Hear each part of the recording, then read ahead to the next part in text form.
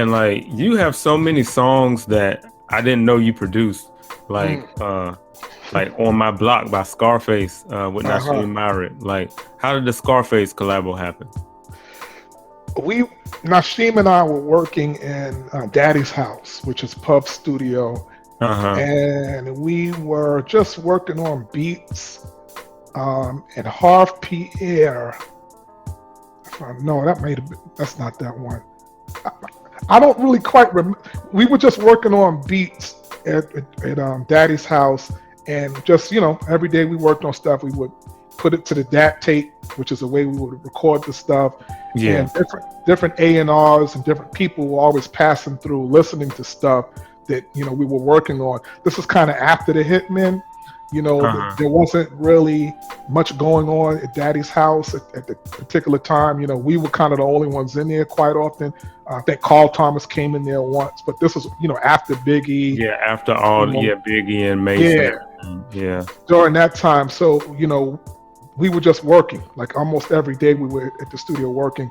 Somebody heard it, and Tina Davis, who at the time was the A&R for Scarface, she heard it, and it became a song. It got sent down to him. He worked on it. Became a record. Next thing I knew, we're getting the call to come into the studio to lay it with Scarface. So I don't quite remember like what it was. Just beats, just us working. Matter of fact, no, Scarface, that On My Block was done at my house. We did that at my house. Okay. And I don't know how. I don't know how it became a record. I guess it was something like we sent it to somebody. Maybe Harv Pierre heard it, and then next thing we know, Scarface had a copy of it and wanted to do the song. I just remember that. Yeah, that was actually done. Like that, you don't even know it just got in the right hands. And see at that time what it was. New York was such a hotbed, and at that particular time, we're coming off of a lot of music out of New York. Nasheem being the guy who made Who Shot You from Bad Boy. Me with Simon Says and stuff, like all of that stuff was hot. So just making a beat tape, people would check it, and you didn't know how it was getting passed around at that time, So I don't really remember. I can't fully answer that, but I can tell you that we worked on it at my house, and just shopped it. Just kind of next thing I knew, it was something. Did you do the track called "Hold On" this? Now you're afraid.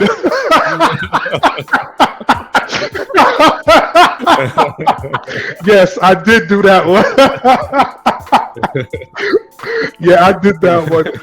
That was around the time. I'll tell you another thing about that beat.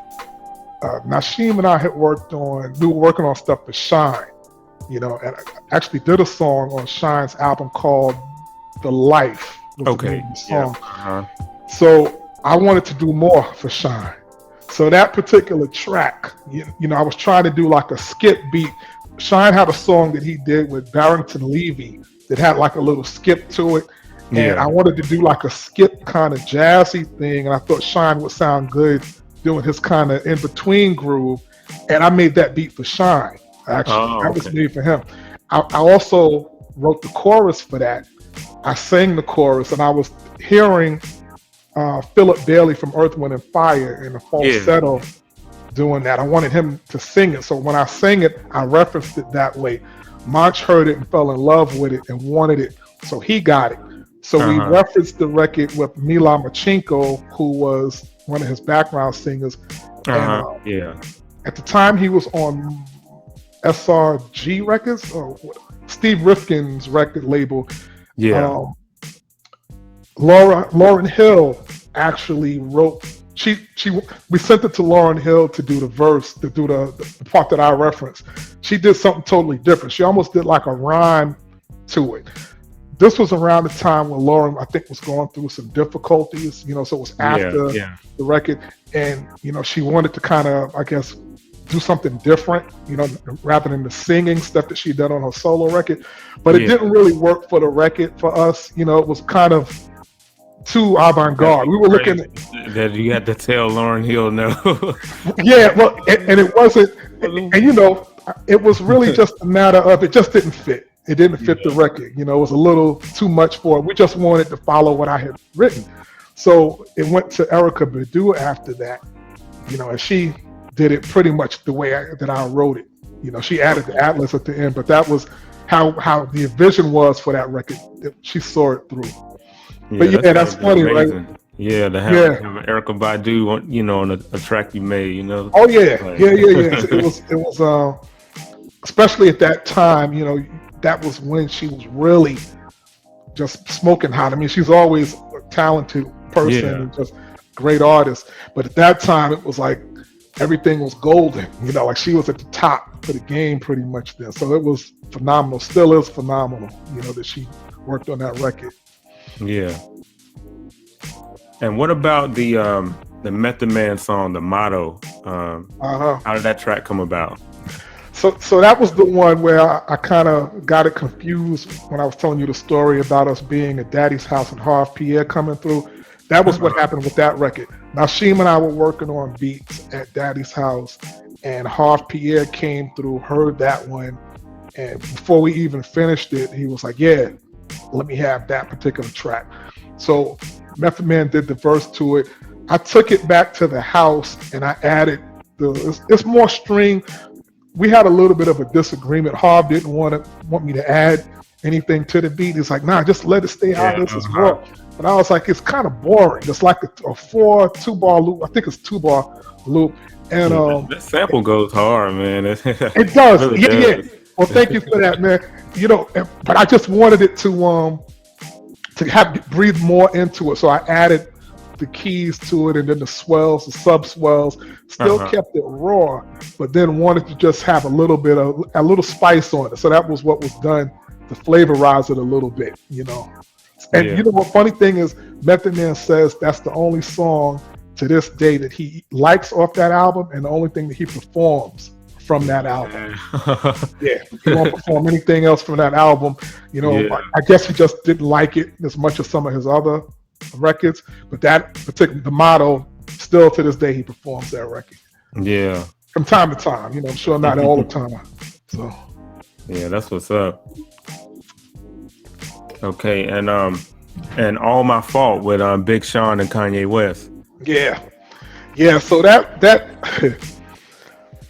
that happened while I was in my again in school. You know, I was working on my PhD, and at that particular time, I took a break from music so I can focus on my studies.